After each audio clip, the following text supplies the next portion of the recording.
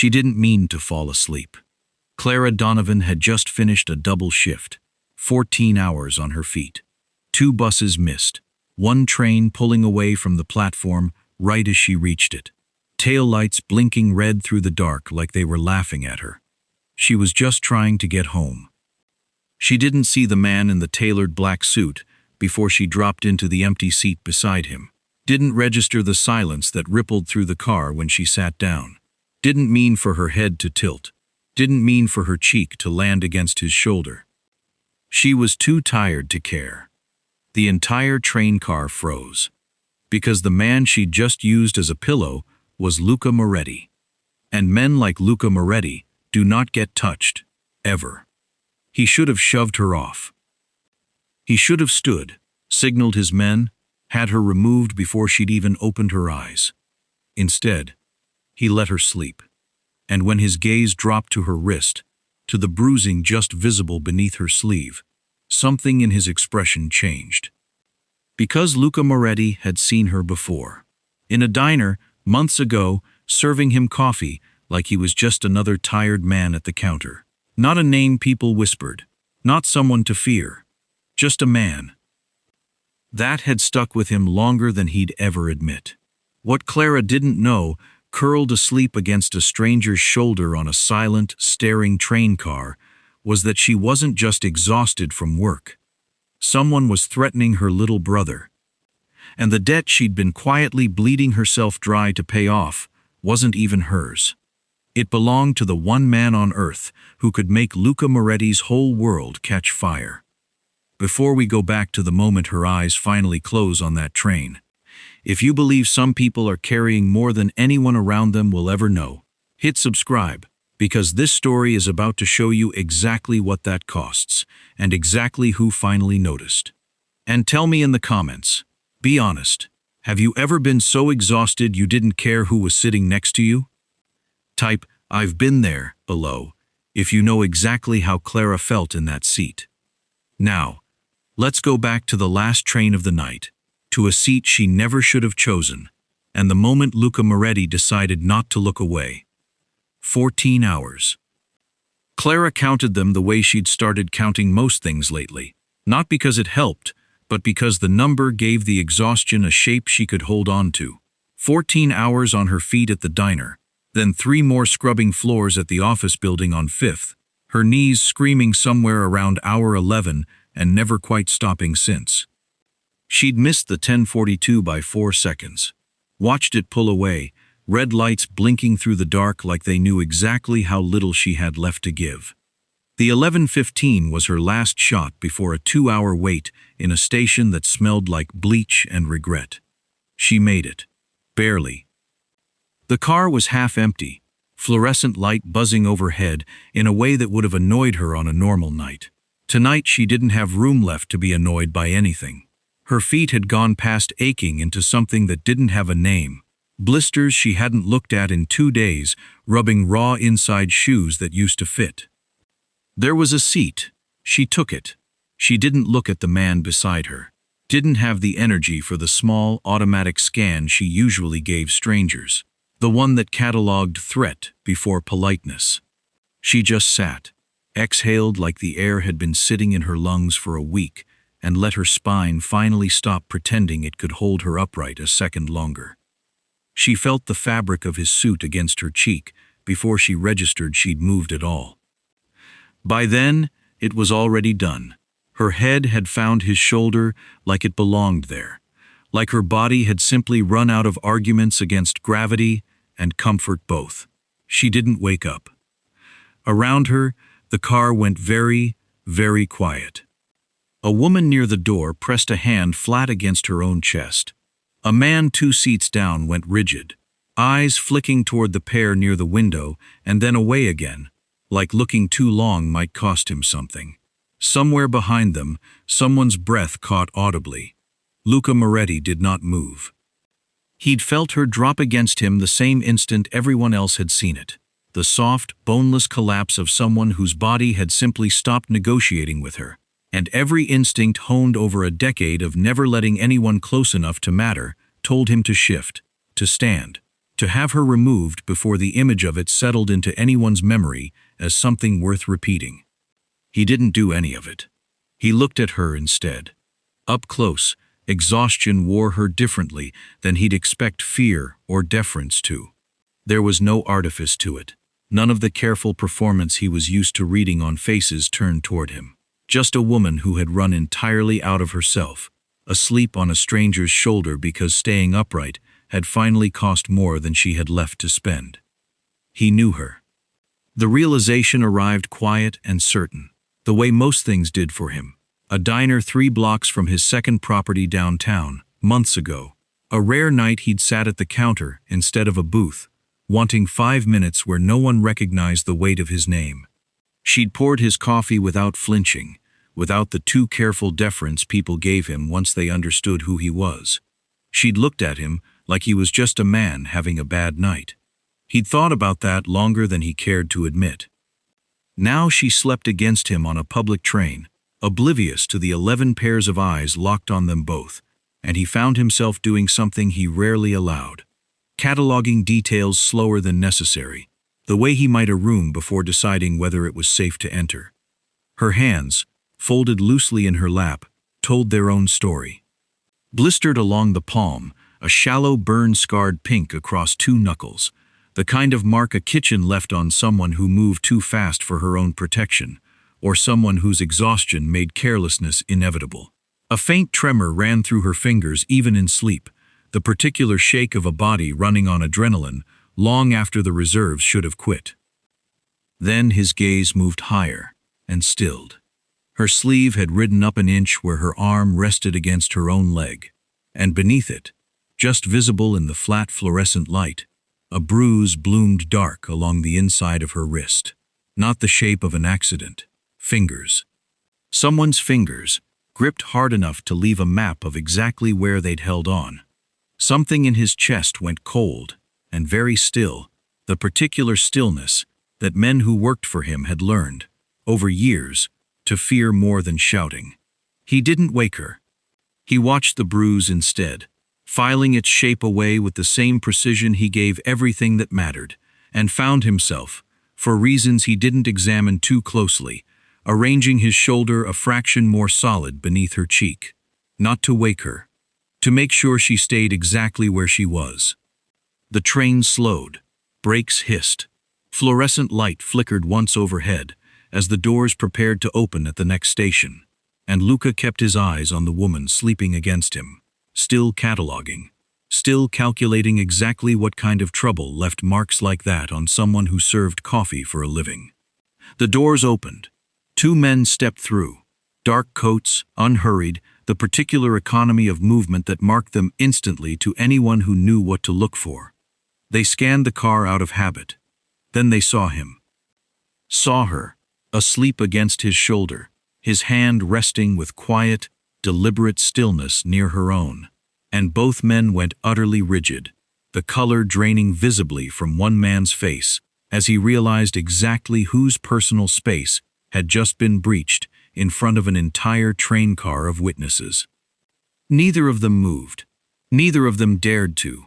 The taller of the 2 men moved first, hand already extending toward Clara's shoulder, with the brisk, efficient motion of someone trained to remove problems quickly and without conversation.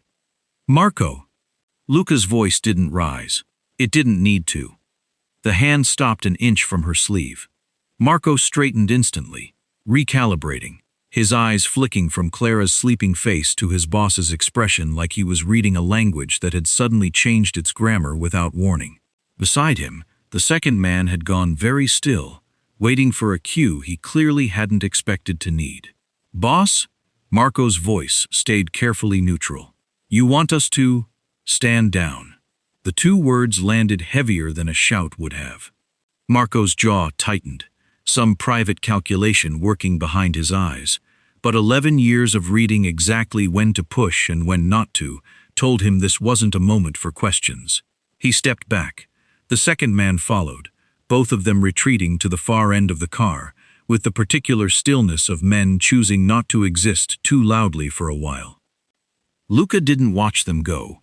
He was still looking at the woman asleep against his shoulder, and the fact that he'd just quietly overridden a decade of iron protocol for a stranger who didn't even know his name, registered somewhere distant, filed for later examination. The train lurched into motion again. Clara stirred. It happened slowly at first, a small frown creasing between her brows, her breath catching as her body registered, before her mind did, that the surface beneath her cheek wasn't a pillow, wasn't her own couch, wasn't anything soft or familiar at all. Her eyes opened. For one suspended second, she simply blinked, disoriented, still half inside whatever exhausted dream had pulled her under. And then the fluorescent light, the unfamiliar wool against her cheek, the utter, ringing silence of an entire train car, all arrived at once. She sat bolt upright so fast her head spun. Oh my God! Her hand flew to her mouth, horror flooding her face in a rapid, visible wave. Oh my God, I am so sorry. I don't even know how that. You're fine. I'm not fine.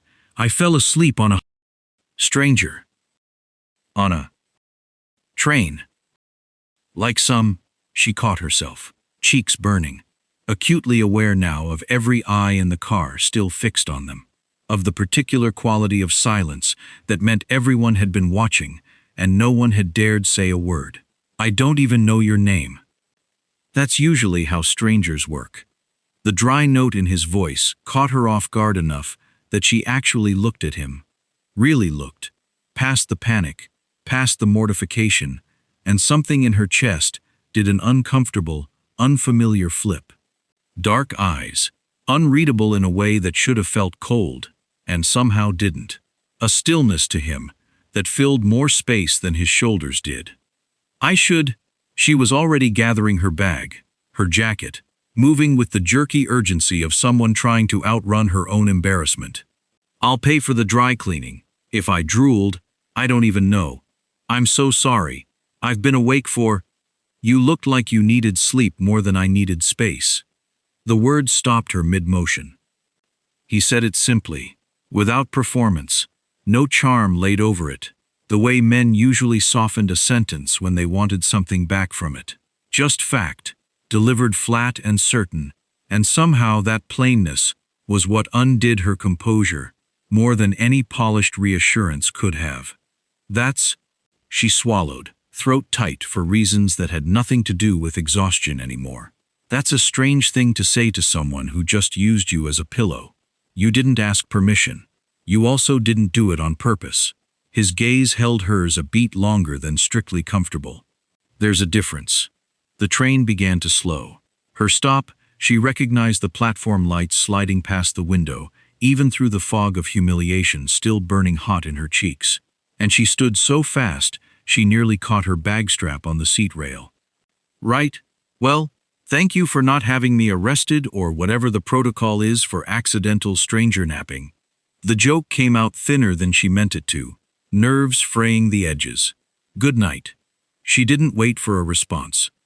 She was through the doors the second they hissed open, disappearing into the platform crowd with the particular speed of someone desperate to put distance between herself and the version of tonight she'd have to think about for weeks. Luca didn't follow.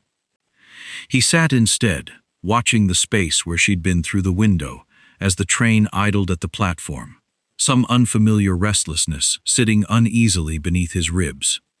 Not urgency, not yet, just the lingering weight of a bruise shaped like fingers, and a woman who'd apologized for sleeping instead of asking why anyone would touch her like that in the first place. Marco appeared at his shoulder, voice pitched low. You want her followed? No. But his eyes hadn't left the window. Outside on the platform, Clara had stopped walking. A man stood waiting near the far end of the bench line. Average height, unremarkable coat, the kind of face that would blend into any crowd anywhere. Nothing about him should have registered as a threat, except Clara's whole body changed the instant she saw him. Her shoulders drew inward. Her chin dropped a fraction, some old, practiced instinct pulling her smaller, quieter, careful in a way she hadn't been even half asleep against a stranger's shoulder. She slowed her steps like she was buying herself seconds she didn't actually have. The man didn't smile when she reached him. He simply held out his hand, palm up, and waited. Luca's jaw tightened, the cold stillness from earlier, sharpening now into something with edges. Whoever that man was, Clara Donovan was afraid of him. And Luca intended to find out exactly why. Clara stopped 3 feet from him, close enough for conversation, far enough that a stranger watching might not immediately clock what was happening. She'd gotten good at that distance. Practiced it. "You're early," she said, and her voice came out steadier than she felt. Years of waiting tables having taught her exactly how to keep her face pleasant while everything underneath it screamed. "You're late." The man's tone stayed conversational, almost bored, which was somehow worse than if he'd sounded angry. 3 days late, actually. "I've been patient. I told you Friday. It's not Friday yet. I don't like waiting near a schedule that isn't mine to set." He stepped closer, and his hand closed around her wrist. Not hard, not yet, just firm enough to make his point, without leaving a mark anyone could photograph. "You have something for me tonight, or we skip straight to the conversation you don't want to have." Clara's jaw tightened. Her free hand went to the small zippered pocket of her apron, the one she never let anyone but Rosa see her use, and pulled out a thin fold of bills. Tips from a 14-hour shift, counted and recounted 3 times in the diner bathroom before she'd trusted herself not to be short. "That's everything I have." "It's not the full amount, but it's not the full amount," he repeated, unimpressed, though he took it anyway, tucking it away with the same unbothered efficiency he might use pocketing his own change. "You understand that partial payments don't buy you partial patience. I'm working 3 jobs. I don't have a 4th to invent. That's not my problem." He leaned in, voice dropping low enough that it wouldn't carry past the 2 of them, and whatever he said next made her whole body go rigid, the color draining slowly from her face. Luca watched all of it from the train doors. He'd stepped off 2 beats after she had, unhurried, the particular kind of unhurried that made him harder to notice in a crowd than most men twice his size managed to be quiet. Marco had followed a step behind, silent, reading the platform with the same flat professional focus he applied to every room, though even he went still when he registered exactly what he was watching. Luca didn't approach. Every instinct that had built his entire life told him to close the distance in 4 strides and end whatever this was before it finished happening. He didn't. He'd learned, over more years than he cared to count, that intervening too early taught you nothing except how to make an enemy before you understood what you were fighting. So he listened instead. The platform noise swallowed most of it. A departing train 2 tracks over, the tinny echo of an announcement no one was listening to, but pieces reached him anyway, sharp enough to matter. Brother's tuition doesn't pay itself, does it? Your mother's old house, still in your name, in case you'd forgotten what's on the line. People who don't take deadlines seriously usually only need 1 lesson. Clara's face had gone from tense to something closer to fear, her free hand curling into a fist at her side, knuckles whitening even as she kept her chin up, kept her voice level, in a way that told Luca she'd had considerable practice not giving people the reaction they wanted. "I need more time." Her voice cracked at the edges despite the effort. "Please. He's just a kid. He doesn't even understand what any of this. He doesn't need to understand it. He just needs you to pay it." The man's grip on her wrist tightened. Just slightly. Just enough. "You've got 1 more week." He released her, stepping back with the same unbothered calm he'd approached with, already adjusting his coat like the conversation had cost him nothing at all. "Or your brother pays for it." He turned and walked into the thinning platform crowd without looking back, leaving Clara standing alone under the flickering overhead light, one hand pressed hard against her own sternum, like she was trying to keep something inside her chest from coming apart. Luca stayed exactly where he was. Every cell in his body wanted to close the distance. wanted to find out the name of the man who'd just threatened a child in front of the woman sworn to protect him, wanted to end it there on the platform, with the same finality he'd ended considerably smaller problems. He didn't move. Not yet. Because the thing that mattered more than his own instinct to intervene was the sentence still echoing in his skull, cold and precise, rearranging everything he'd assumed about the woman who'd fallen asleep against his shoulder an hour ago. This wasn't random. This wasn't a stranger's bad luck, a debt she'd carelessly acquired, a problem she could have avoided with better choices. Someone had targeted her, deliberately, patiently, using a child as leverage against a woman who worked 3 jobs and still couldn't keep pace with whatever number they'd decided her family owed. Marco stepped up beside him, voice low. "You want a name?" "I already have a guess." Luca's eyes stayed fixed on Clara, on the way her shoulders had begun, slowly, to unlock now that the man was gone, on the visible effort it took her to breathe normal again. "Run it anyway. I want to be certain before I act on instinct." "And her?" Luca didn't answer immediately. Clara had wiped her face with the back of one hand.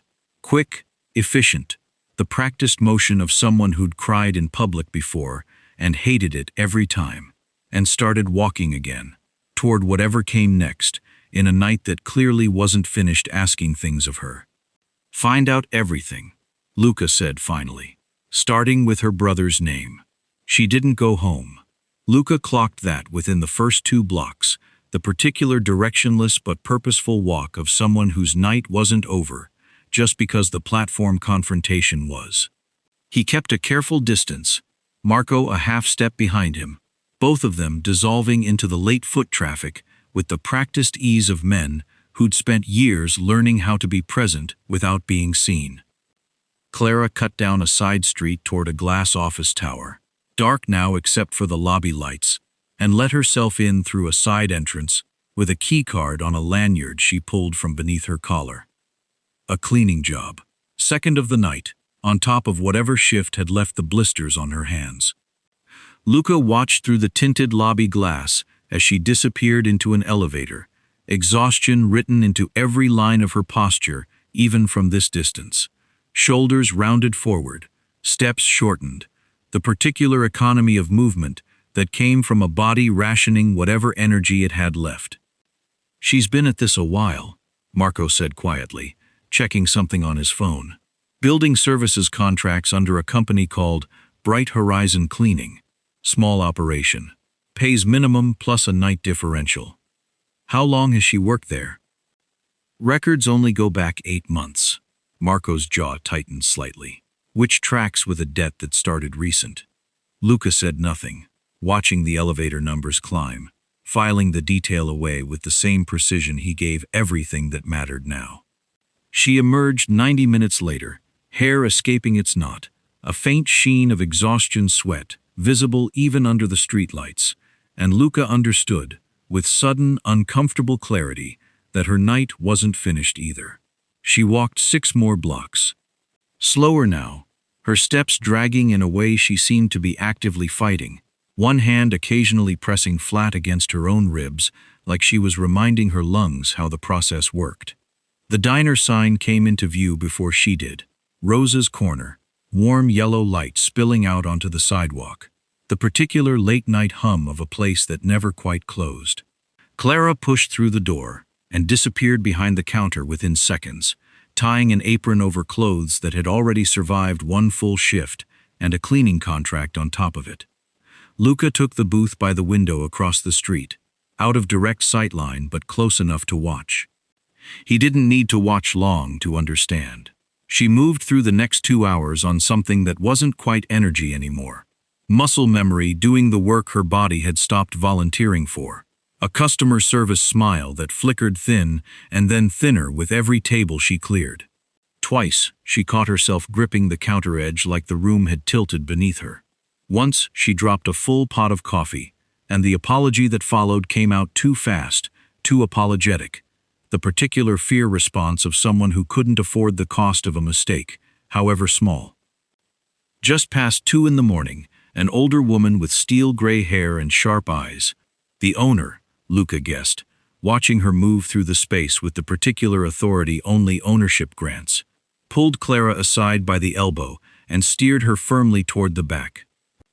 Through the kitchen's rear window, half obscured by a stack of crates, Luca watched Clara sink into a chair in the small break room, put her head down on her folded arms, and simply stop. Not sleep, not quite, just stillness. The specific, terrible stillness of a body that had run entirely out of anything left to give and hadn't yet found the will to ask for more. Something in Luca's chest tightened in a way he didn't have a convenient name for. Boss.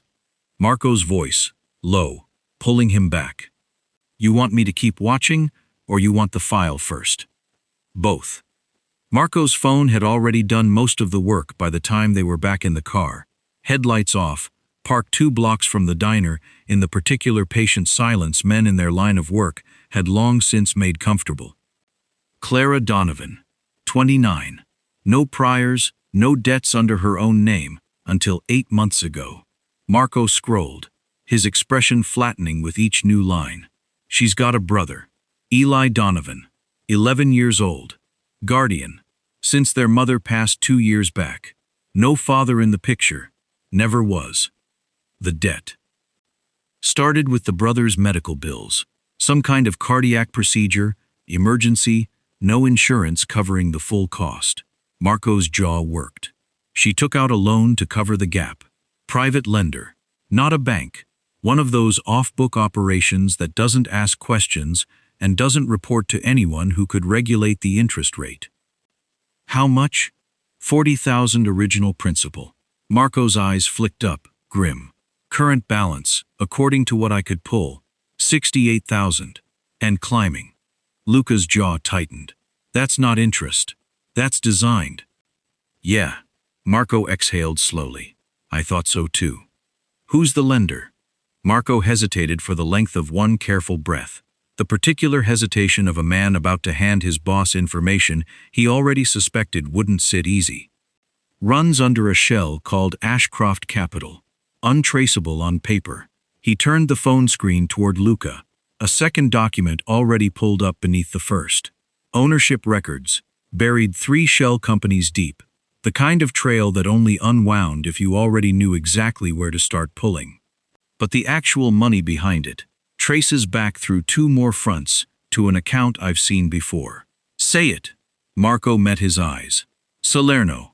The name landed in the quiet car like a dropped glass, sharp and final.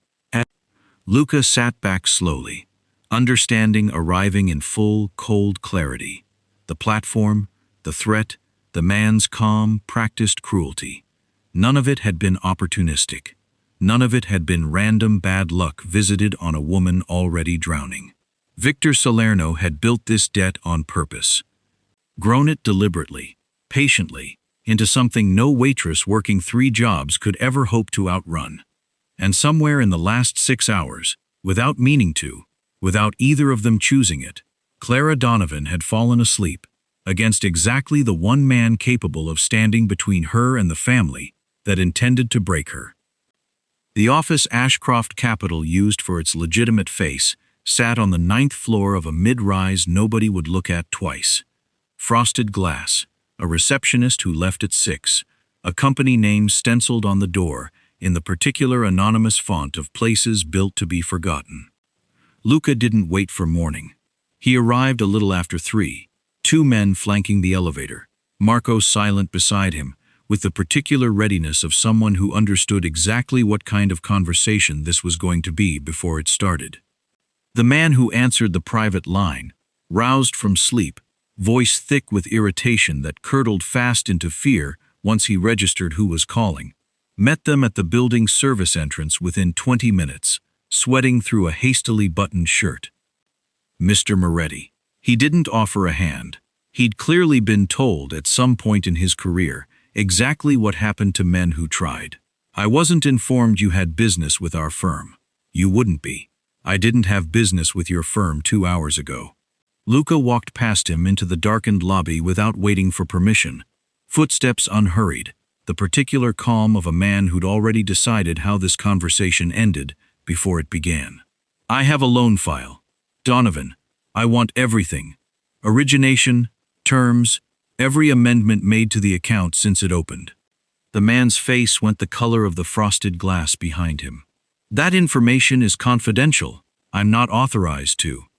"You're authorized to keep breathing comfortably for the next several minutes," Marco said, pleasant, almost bored, "which is more than I'd bet on if you finish that sentence." The file arrived on a tablet 11 minutes later, hands shaking badly enough that the man dropped it once before managing to unlock the screen and hand it over. Luca read in silence, Marco reading over his shoulder, and the picture that assembled itself was worse in its particular quiet cruelty than either of them had expected. The loan hadn't been taken out in Clara's name. It belonged to Eli Donovan, 11 years old, co-signed by his sister as legal guardian, a technicality that made her responsible for the debt without ever making it hers. 40,000 principal, a rate that should have been illegal in any jurisdiction with a functioning regulator, and beneath the original terms, a long, methodical trail of amendments. Interest hikes, timed with surgical precision. A processing fee, added the week Clara had missed a single payment by 4 days. A penalty clause triggered not by anything Clara had done, but by a clerical review that conveniently discovered a documentation error 3 months after the loan had already funded, an error that added $11,000 to the balance overnight, with no explanation offered and no appeal available.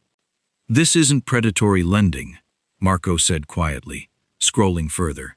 "This is engineered. Every increase lines up with something. Look, this bump here, $8,000, dated 2 days ago." Luca's jaw tightened as he found the entry. 2 days ago. The same week Victor Salerno had told her on a train platform under flickering light that she had 1 more week or her brother would pay for it. "Why?" Luca said, low, more to himself than to the trembling man across the desk. "Would Salerno inflate a debt he already controls completely? He doesn't need leverage on a woman who's already this far underwater. He could collect at any point he chooses." The realization arrived a half-second before the man across from him made the mistake of answering out loud, thinking silence meant an opening. "It's not about the money," the man said, too eager to prove his own irrelevance to the situation, too frightened to recognize what he was handing over. Mr. Salerno's instructions were specific. Keep the pressure escalating. Keep her desperate enough to be visible, noticeable. Luca went very still. Noticeable to whom? The man's mouth opened, then closed, some very late instinct for self-preservation finally kicking in. Luca didn't need him to finish the sentence. He already understood, with the particular cold clarity that came only when every scattered piece of a problem finally locked into a single, complete shape. This wasn't about a debt at all. Clara Donovan had never been the target. She was the bait, a woman drowning under an engineered weight, pushed methodically toward exhaustion and desperation, positioned wherever Salerno's people could arrange it, waiting for the one variable they couldn't fully control, whether Luca Moretti would notice her. He had. On a train, on an ordinary Tuesday night, in a seat she hadn't chosen with any purpose beyond simple, bone-deep exhaustion, she'd fallen asleep against the one man in the city capable of ending her family's nightmare. And the debt had jumped $8,000 2 days before that happened. Not after. Before. Luca's mind ran the timeline again, slower this time, checking every assumption for the crack he desperately hoped he'd find, and didn't. Marco's silence beside him carried the same weight, the recognition of 2 men who understood, without needing to say it aloud, exactly what that sequence implied. "They knew," Luca said quietly, "before I ever sat beside her. They knew which train, which car, boss. They put her there." The words came out flat, controlled.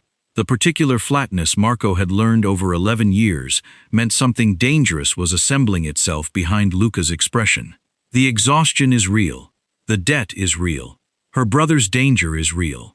But the placement, the seat, the timing, all of it, He didn't finish the sentence. He didn't need to. Every tender, unguarded thing that had shifted in him over the last several hours, the decision to let her sleep, the restraint on the platform, the quiet, unfamiliar ache of watching her collapse into a break-room chair with nothing left to give, sat now beside a far colder fact. Someone had built the conditions for exactly that softening to happen, which meant either Clara Donovan was an unwitting piece moved into position by people who understood Luca better than he liked to admit, or she wasn't unwitting at all. He hated, more than he'd admit even to Marco, how much he didn't believe the second possibility, how thoroughly her fear on that platform, the tremor in her hands, the particular unguarded exhaustion of a woman with nothing left to perform, had already convinced him she was exactly what she appeared to be. A woman being crushed, not a woman running a con. But instinct wasn't proof, and proof was the only currency that had ever kept him alive this long. "Find out who selected that train car," he said finally, voice low, controlled, dangerous in its total lack of heat. "Find out who knew her schedule well enough to guarantee she'd be exhausted enough to fall asleep on a stranger. And find out," he added, quieter, "whether that stranger was ever supposed to be me specifically, or whether I simply happened to be the man sitting in the wrong seat at the right time." Marco didn't answer immediately. When he did, his voice had lost its usual dry edge entirely. "And if it was you, specifically?" Luca's eyes stayed fixed on the tablet, on the $8,000 amendment, dated 2 days before a woman he barely knew had fallen asleep against his shoulder, and quietly rearranged something in his chest he'd assumed was permanently locked. "Then Salerno understands me a great deal better than I'm comfortable with," he said, "and he's about to learn exactly how badly that miscalculation is going to cost him." Clara clocked the car on her walk home, the second morning in a row. Same make, same dark windows, parked a half block from her building, with the particular stillness of something that wasn't going anywhere. She'd told herself the first time it was nothing. Coincidence. A city full of black sedans, and not every one of them belonged to men who tracked exhausted waitresses home from double shifts. The second time, she stopped pretending. She crossed the street directly toward it, exhaustion burning off into something sharper, something with teeth, and rapped her knuckles hard against the passenger window before she could talk herself out of it. The window lowered. Luca sat in the driver's seat, jacket off, sleeves rolled, looking for all the world like a man who hadn't spent the better part of 2 days rearranging his own priorities around a woman he'd met once, badly, on public transit. "You've been following me." Her voice came out low, controlled in the way she'd learned to control things when she was too tired to fully trust her own volume. "For 2 days." "Yes." The flat, immediate honesty of it knocked something loose in her chest that she'd been braced to fight for. She'd expected denial, some smooth explanation designed to make her doubt her own eyes, and instead she got a single syllable that offered no cover at all. "Yes," she repeated, incredulous. "That's it. Just, yes. You want a different answer? I don't have one that's more accurate. I want you to get out of your car and explain to my face why a man I met one time, for 11 minutes, on a train, thinks it's acceptable to have me watched." Her hands had curled into fists at her sides, the tremor from exhaustion sharpening into something closer to rage now that she had a target for it.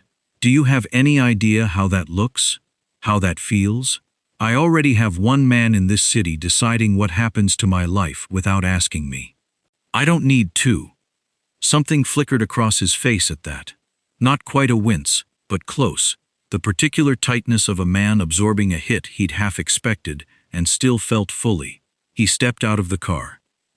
Up close, under the streetlight, he looked less like the composed stranger from the train and more like someone who hadn't slept properly either, though he wore it with considerably more discipline than she managed. "I know what your debt is," he said quietly. "I know it isn't yours. I know your brother's name is Eli, that he's 11, that the loan against his medical bills has been inflated deliberately, on a schedule, by a man who works for a family that would very much like to see me react badly to all of it. Clara's breath caught, the anger in her chest momentarily overtaken by something colder, the particular vertigo of hearing your entire private catastrophe recited back to you by a stranger who'd apparently spent 2 days memorizing it. You had me investigated. I had the threat against you investigated. There's a difference, even if it doesn't feel like one from where you're standing. It doesn't feel like a difference at all. Her voice cracked, and she hated it. Hated the way exhaustion stripped away every careful wall she usually kept between herself and the people who underestimated how much she was carrying. You don't get to do that. You don't get to decide I'm your problem to solve just because I fell asleep on you by accident. Oh, where? Then why are you still parked outside my building at 11 at night? He didn't answer immediately. When he did, his voice had lost some of its usual controlled flatness, something rougher moving underneath it. Because a man tried to intimidate a woman on a train platform 2 nights ago, using her brother's safety as leverage, and I watched it happen and didn't do anything except gather information. His jaw tightened. That doesn't sit well with me. I don't particularly care whether it should. So this is about your conscience, not about me. It became about you the moment I understood exactly how deliberately someone built the conditions for you to end up in that seat, on that train, exhausted enough to fall asleep on the one man in this city capable of ending what's happening to your family. He held her gaze, steady, despite the accusation sitting behind it. You didn't choose that seat by accident, Clara. Someone chose it for you. The words landed like ice water. That's not... She stopped, throat working, the particular vertigo of having your worst private fear confirmed by someone with the resources to actually know. That's not possible. I was just tired. I missed my bus. I know. The exhaustion is real. The debt is real. Your brother's danger is real. His voice gentled, fractionally, though nothing else about him softened. But the timing wasn't luck. It was designed to put you exactly where you ended up. Which means whoever is squeezing your family isn't only interested in the money anymore. Clara pressed the heel of her hand against her eyes, the weight of 2 exhausting days compounding into something that threatened to buckle her knees right there on the sidewalk. So what? She said finally, voice thin. You show up, you throw money at it, you make the bad men disappear, and I'm supposed to be grateful. Is that the arrangement you had in mind? I hadn't gotten that far. Because that's not. I won't do that. She straightened, forcing steel back into her spine, even as her body screamed for permission to stop fighting. I have spent 2 years keeping my brother safe on my own. I've worked myself half to death doing it, and it's been humiliating and exhausting, and lonely in ways I don't have the energy to explain to a stranger in a very nice suit, but it's mine. It's my fight. I won't trade being crushed by one powerful man for being owned by another. I'm not asking to own you. You're already following me. What would you call it? Concern, he said, low, unflinching, which I recognize doesn't come with a clean track record in my line of work. I'm not offering to make you disappear into something safer and quieter that also happens to belong to me. I'm telling you I understand exactly what's coming for your brother, and I have the means to stop it, and I don't particularly care whether you find that inconvenient. That's not respect. That's just control with better manners. Something in his expression tightened, not anger, closer to recognition, like the accusation had found a target he'd been half expecting to take a hit eventually. You're not wrong to be angry, he said finally. You didn't ask for any of this. Not the debt, not the train, not me deciding your safety mattered to me before I fully understood why. He held her gaze, steady. I won't apologize for having you watch these past 2 days. I will apologize for not telling you sooner. Clara opened her mouth, to argue further, to hold the line she'd built so carefully around herself, to remind him one more time exactly how little his money and his men and his quiet, controlled concern were worth to a woman who'd learned the hard way that powerful men always eventually wanted something back. Her phone buzzed against her hip. She almost ignored it, almost let the moment between them stretch out long enough to finish the argument properly.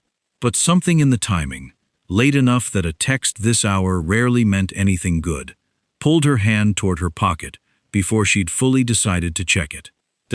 The screen lit up. A photograph, grainy, taken from across a street, clearly shot without the subject's knowledge. Eli, backpack slung over one shoulder, standing outside the front gate of his school in the flat gray light of early evening pickup. And behind him, half obscured by a parked delivery van, a man stood watching. Still, patient, not bothering to hide particularly well, as though the point wasn't concealment at all. The point was being seen. No caption accompanied the image. None was needed. Clara's hand began to shake, the phone nearly slipping from her fingers, and every argument she'd been building for the last 10 minutes evaporated instantly beneath a single, roaring wave of terror. Luca's expression had already changed before she managed to turn the screen toward him, some cold and absolute stillness settling over his face the moment he understood, without being told, exactly what he was looking at. Luca had his phone to his ear before Clara finished processing what she was looking at. Marco, Eli Donovan's school. Now, his voice had dropped into something Clara hadn't heard from him yet. Flat, absolute, every trace of the careful restraint from the last 10 minutes gone entirely. I want eyes on that block in under 4 minutes, and I want the man in that photo identified before he leaves the frame. He didn't wait for a response. He was already moving, pulling open the passenger door of the sedan, and it took Clara a full second to realize the gesture was meant for her. "Get in! That's my brother's school! That's—" Her voice broke, the phone still clutched in a white-knuckled grip. "That's a 15-minute drive. He could be 11. With the lights I'm about to run." He was already behind the wheel, engine turning over, before she'd fully dropped into the seat beside him. "Call the school. Tell them not to release him to anyone who isn't you, or a name on his approved pickup list. No exceptions, no matter what identification they're shown." Her hands shook too badly to manage the school's number on the first attempt. She tried again, breath coming in short, uneven pulls, and Luca reached over without a word and steadied her wrist just long enough for her to find the contact. The line rang twice before the front office picked up, and Clara's voice cracked wide open the moment she started talking. Fast, urgent, barely coherent, while the car surged through a yellow light that had no business still being yellow by the time they cleared the intersection. Beside her, Luca's phone buzzed against the console. He read the screen without slowing. "Marco's 2 minutes out. He's pulling 2 more men from the East team." His jaw was a hard, controlled line. "The school has a resource officer on site during pickup hours. I've already had someone reach him directly. You have people everywhere." It came out somewhere between accusation and disbelief, her mind still catching up to the sheer scale of what she was witnessing. A phone call, 4 minutes, and an entire operation assembling itself around one photograph. "I have people who understand that this conversation isn't finished being dangerous just because we're having it privately."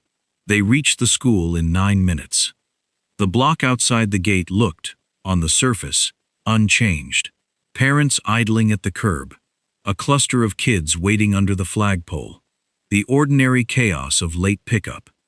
But threaded through it now, Clara could see what she hadn't been able to 2 nights ago on the train platform. 2 men in dark jackets positioned at opposite ends of the block, unhurried, scanning faces with the particular patient focus of men who did this for a living. A third stood near the delivery van from the photograph, already speaking low into a phone. Marco met them at the gate, expression tight. "He's inside. Front office has him, and he's fine. Scared, but fine." Marco's eyes flicked toward Clara, softer than she expected from a man she'd only ever seen flanking Luca like a piece of furniture built for violence. "The man in the photo cleared out 4 minutes before we got here. We got a partial look at his vehicle. Running the plate now. He knew we'd respond fast, Luca said, low. That was probably the point. Clara was already moving past both of them, through the gate, half running toward the front office, with her heart hammering so hard she could feel it behind her eyes. Eli was sitting in a plastic chair just inside the door, backpack still on, hands folded tight in his lap, and the second he saw her, his whole small frame crumpled with a relief that broke something loose in her chest all over again. Clara, I'm here. I'm here, I've got you. She dropped to her knees in front of him, pulling him into her arms hard enough that he made a small, surprised sound, and held on like letting go might undo the fact that he was still whole, still warm, still hers. There was a man watching me, Eli said against her shoulder, voice small and careful, in the way he'd learned to be careful about everything since their mother died. He didn't do anything. He just watched. It felt wrong. You did exactly the right thing, staying inside with Mrs. Alvarez.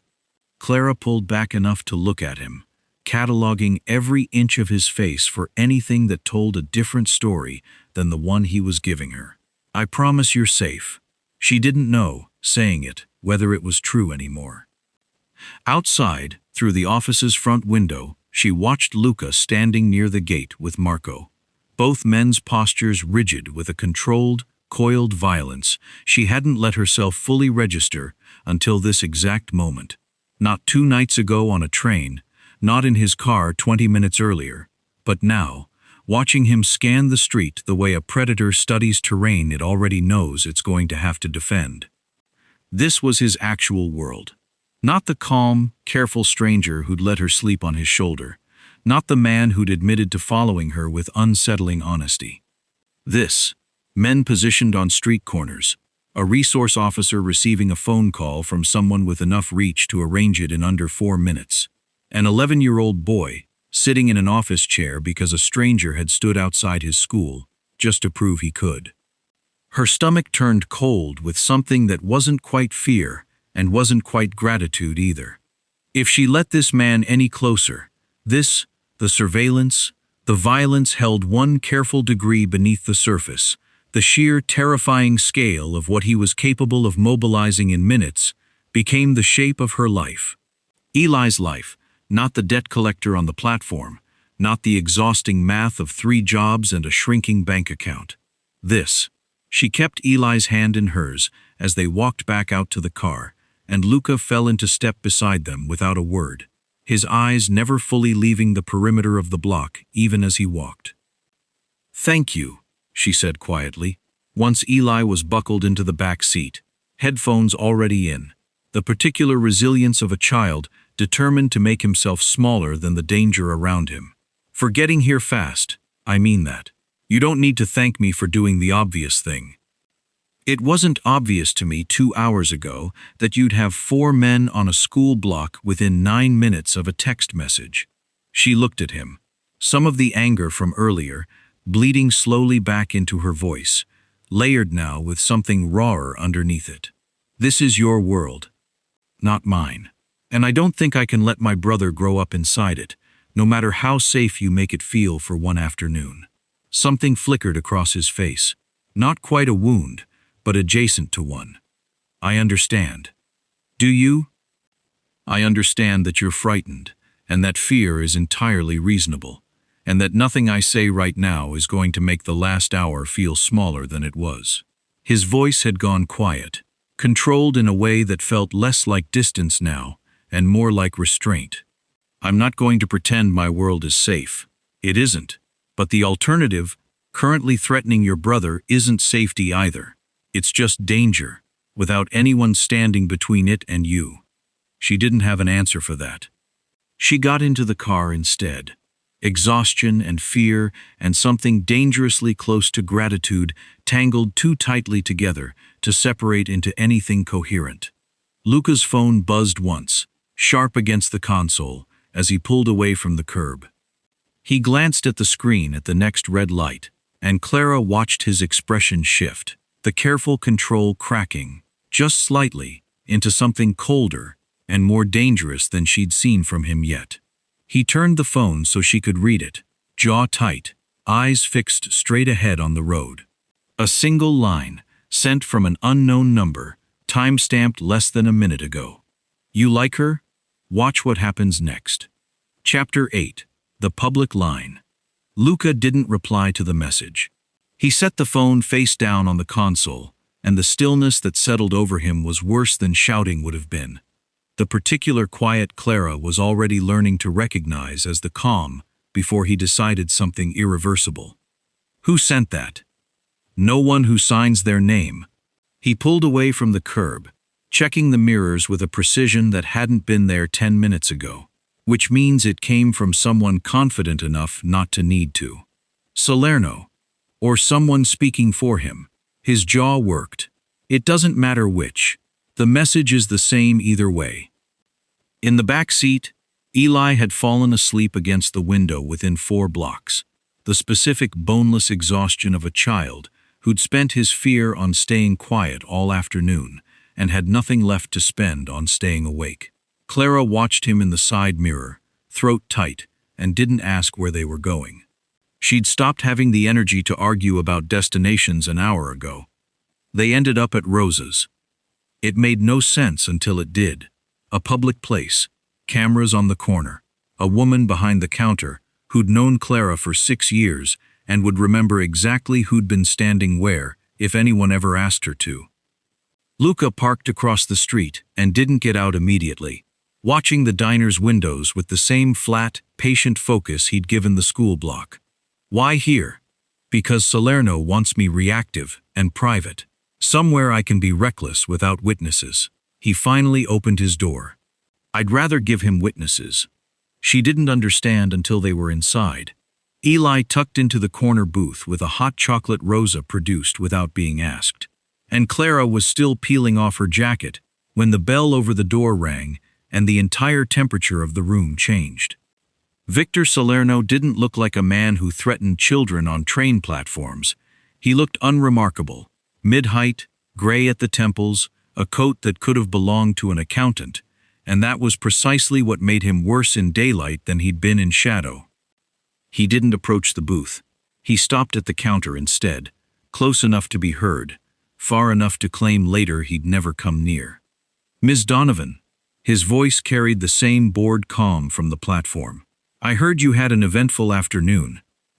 I hope your brother's doing well. Rosa's hand froze on the coffee pot.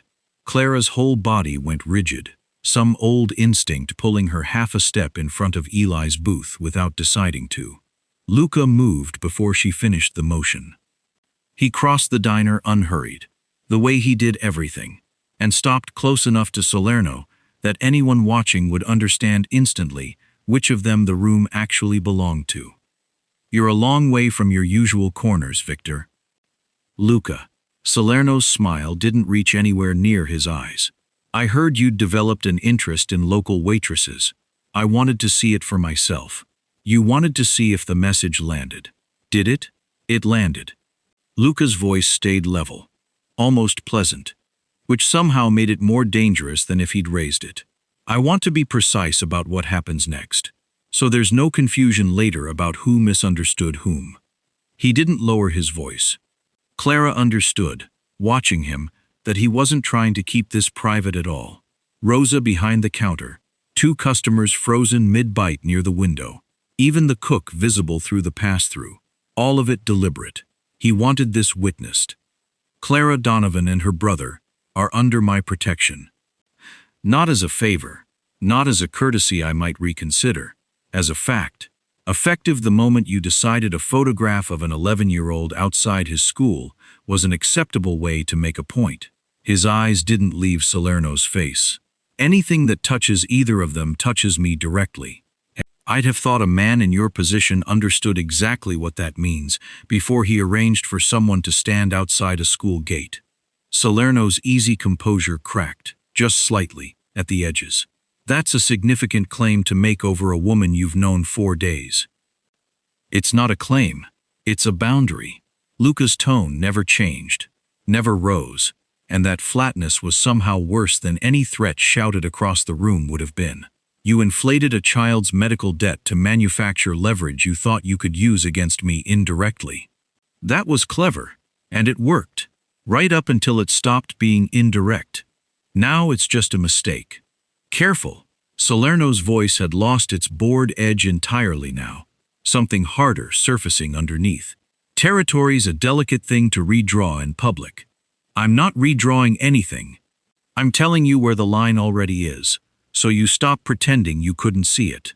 Luca leaned in, just slightly, voice dropping low enough that only the two of them could catch the next part. Send another man near that school, and I won't bother with warnings next time. Salerno held his gaze a beat longer than was comfortable for anyone else in the room, some silent calculation working behind his eyes. And then, with the particular grace of a man choosing to lose gracefully rather than lose badly, he stepped back, straightening his coat. Noted. He glanced past Luca's shoulder, toward the booth where Clara stood frozen, one hand still resting protectively on the table near Eli. Ms. Donovan, my apologies for the intrusion. He left without hurrying, the bell chiming once behind him, and the diner exhaled as a single organism the moment the door swung shut. Clara's legs nearly gave out. She sank into the booth across from Eli, hands shaking too hard to hide, and it took a long moment before she trusted her voice enough to use it. Luca crossed back to the booth, and didn't sit, just stood at the end of the table, watching her with an expression she couldn't fully name. You just declared war on him. In front of witnesses. Her voice came out thin, disbelieving. You did that on purpose. I did it so there'd never be a version of tonight where he claims he didn't understand the stakes. His voice had gentled, fractionally, now that the room had emptied of anyone worth performing for. He won't move against Eli again, not carelessly, not without knowing exactly what it costs him. And what did it cost you? Claiming me like that, in public, to a man like him? Nothing I wasn't already prepared to spend. She should have hated it. Every instinct she'd built over 2 years of surviving alone told her this was exactly the trap Rosa had warned her about. A powerful man drawing lines around her like property, and the whole room watching him do it. She should have felt smaller for it, owned, folded into something she hadn't agreed to. Instead, sitting in the booth with her brother's hand, finding hers under the table, she felt something she hadn't let herself feel in longer than she could remember. Safe. The fear and the relief tangled together so tightly she couldn't separate them anymore. And that frightened her more than Salerno's visit had. Because she didn't want to need this, didn't want to need him, and some traitorous, exhausted part of her chest had already stopped arguing about it. Eli tugged her sleeve, voice small, pitched low enough that it was meant only for her. Clara! His eyes were fixed on the window, on the empty street where Salerno had disappeared. Is he going to hurt someone because of us? She didn't answer Eli right away. She couldn't, not with Luca standing 3 feet away, not with the truth still forming somewhere she hadn't let herself look at directly yet. She squeezed her brother's hand instead, told him to finish his hot chocolate, and asked Rosa if he could stay in the back office for 10 minutes. Then she walked outside, into the cold, and waited for Luca to follow. He did, closing the door behind him, and the street had gone quiet enough that she could hear her own pulse in her ears. My brother just asked me if you're going to hurt someone. Her voice came out low, steadier than she felt. Do you understand what that does to a kid? He's 11. He shouldn't know what that question even means. I know. That's it? You know? What do you want me to say, Clara? His voice hadn't risen, but something under it had shifted, rawer than the composed stillness she'd gotten used to. That I regret making it clear you're not available to be threatened? I don't. I'd do it again in that exact room, in front of that exact man, without changing a single word. You didn't ask me first. No. That's the part I can't. She pressed the heel of her hand against her eyes, exhaustion and fury tangled too tight to separate. You keep making decisions about my life like I'm a problem you're managing. The debt, the school, now this. You didn't ask me once. You just acted, and I'm supposed to be grateful you acted well. I am asking you now. After the fact isn't asking, it's informing. He didn't argue that. She watched something in his jaw tighten, an old, practiced control absorbing a hit he'd apparently decided he deserved. You're right, he said finally. I didn't ask. I've spent my whole life solving problems before anyone else in the room finishes identifying them, and it's kept people alive who wouldn't have survived if I'd waited for permission. I don't know how to stand still long enough to ask a woman whether she wants to be protected while a man is actively deciding whether to hurt her brother. Then learn. Because I won't be property, Luca. Not his, and not yours. I've spent 2 years making sure no one gets to decide what happens to Eli and me without our say. I'm not trading Salerno's ownership for a nicer version wearing a better suit. I don't want to own you. Everything you've done says otherwise. Everything I've done says I want you breathing. His voice cracked, just slightly. The first real fracture she'd seen in him since the train. There's a difference, even if the outside of it looks the same from where you're standing. She wanted to keep arguing. Wanted to hold the line. The way she'd held it against every man who'd ever assumed her exhaustion made her small. But something in his face had shifted. Not defensive anymore. Closer to exposed. And it stopped her, before she could load the next accusation.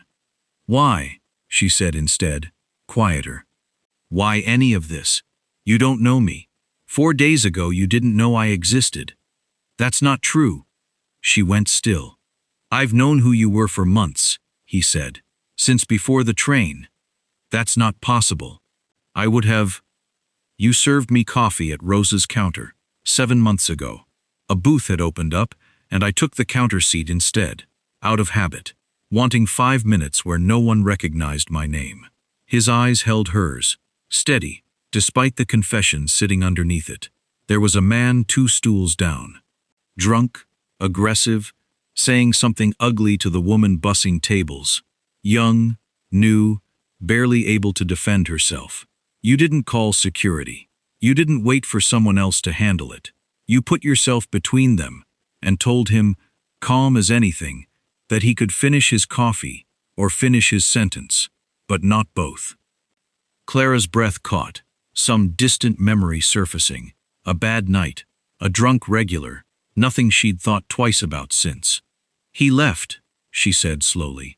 I don't even remember it being anything. It wasn't anything, to you. You did it and moved on to the next table like it cost you nothing. His voice had gone low, almost private now.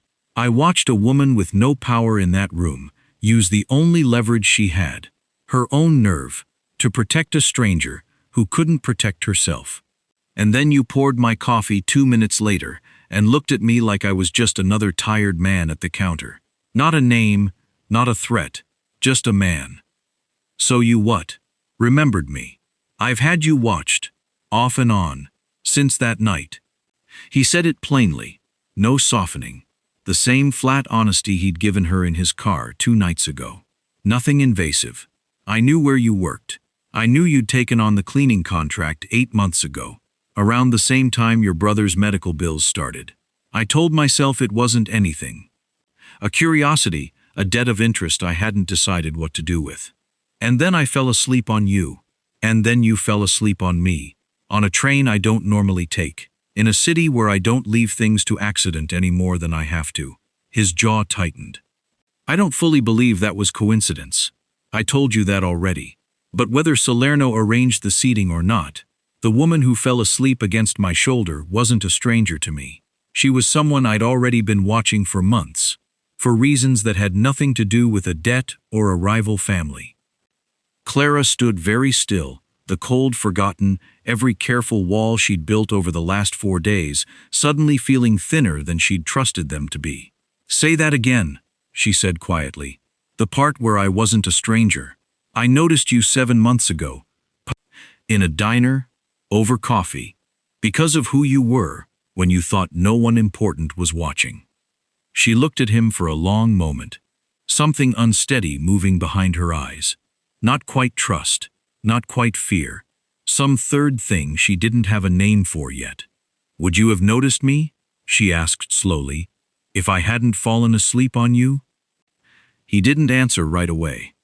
Clara watched him take the question seriously, the way he seemed to take everything, turning it over before he'd let himself speak, unwilling to hand her a comfortable lie just because the truth cost him something.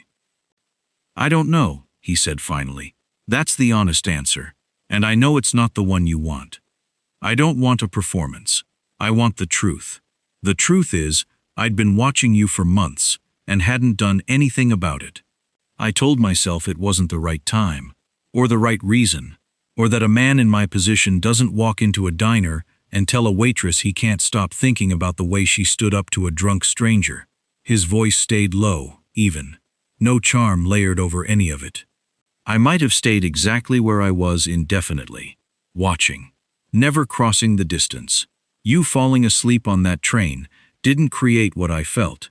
It just removed my excuse for doing nothing about it. That's not an answer. It's the only one I have that isn't a lie. He held her gaze, steady. I don't know if I'd have found my way to you without the train. I know I wanted to. That's the part I can promise you. Something in her chest loosened, slow and uneven, like a knot she'd been carrying so long she'd forgotten it was tied. She didn't say anything for a long moment. The street had gone quiet around them, the diner's light spilling warm across the sidewalk. Eli safe inside, with Rosa's steady, watchful presence standing between him and anything the night still wanted to try. I'm not doing this because I need rescuing, she said finally. I know. I mean it. I've survived worse than Salerno without a man like you deciding to fix it for me. I can survive this too, if I have to. I believe you. Then why does it feel like you're waiting for me to fall apart so you have a reason to catch me?